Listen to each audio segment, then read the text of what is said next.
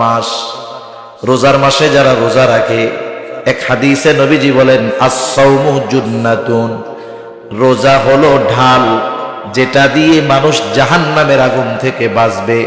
শত্রুর অস্ত্রের আঘাত দিয়ে আঘাত থেকে যেমন ঢালের মাধ্যমে মানুষ নিজেকে রক্ষা করে, রোজাদার রোজার মাধ্যমে জাহান্নামের আগুন থেকে নিজেকে বাঁচাতে পারবে। শুধু তাই না যে রোজা রাখবে রোজাদার, নবীজি সাল্লাল্লাহু আলাইহি ওয়াসাল্লাম বলেন ইন্না ফিল জান্নাতি বাবান ইউকালু লাহুর রায়্যান, জান্নাতের মধ্যে একটা দরজা আছে যেটার নাম হলো রায়্যান। এটা স্পেশাল ভাবে শুধুমাত্র রোজাদারদের জন্য। নবীজি জানায়া দেন ওই জান্নাতের গেট থেকে ফেরেশতারা ডাকবে ফাআইনাস সাইমুন, কোথায় রোজাদারেরা, কোথায় রোজাদারেরা? শুধুমাত্র রোজাদারদের জন্য স্পেশালিটি। নবীজি বলেন এইভাবে জান্নাতের দরজা থেকে রোজাদারদেরকে আহ্বান করা হবে। এইবার যখন রোজাদারেরা ওই জান্নাতের গেট দিয়ে ঢুকে যাবে, দরজা আটকায় দেওয়া হবে, আর কাউকে এই জান্নাতে ঢুকতে দেওয়া হবে না।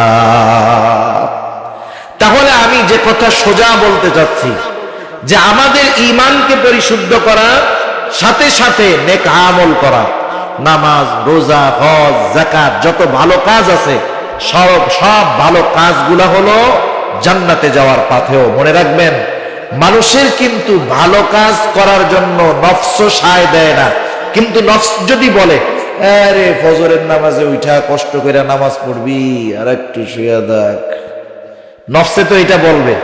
কিন্তু আমি কি নফসের তাবেদারি করব না আল্লাহর হুকুম মানব? নফসের সাথে লড়াই করতে হবে আমাদের। তাহলে কি হবে? জান্নাতে যাওয়া সহজ হবে।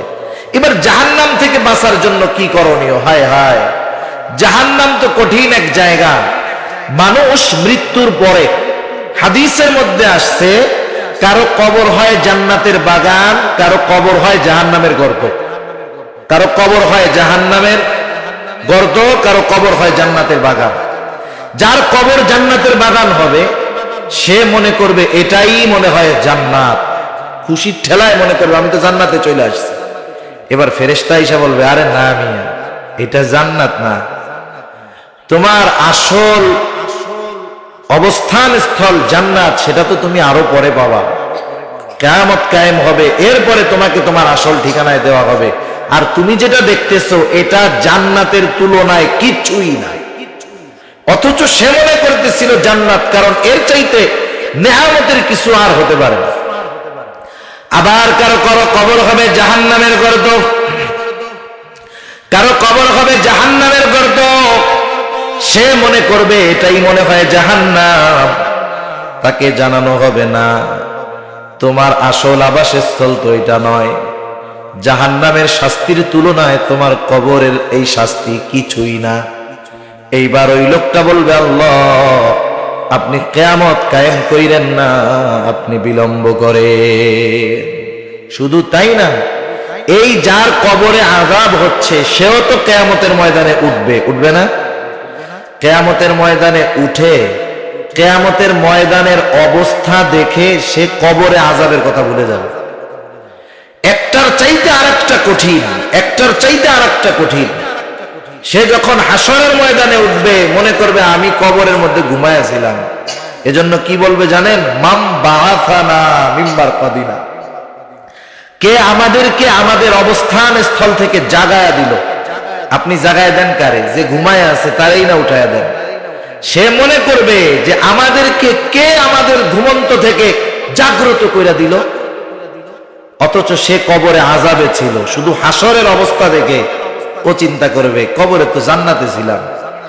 এইবার হাসরের যেই অবস্থা, ওই অবস্থা সহ্য করতে পারবে না, বলবে আল্লাহ যা হয় হোক, আপনি বিচার কইরা জান্নাত দেন, জাহান্নাম দেন, যা হয় হোক।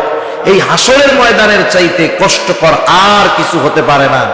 ও মনে করবে ওইটা কষ্টের, কিন্তু জাহান্নাম তো তার চাইতে আরো বেশি কষ্টের। ঠিক কিনা বলেন? হায় হায়, কি অবস্থা জাহান্নামের মধ্যে! সাপ বিচ্ছুর জায়গা, যেখানে মানুষ জাহান্নামের আগুনে পুড়তে পুড়তে তৃষ্ণার্ত হয়ে যাবে। ক্ষুধা লাগবে, ক্ষুধা।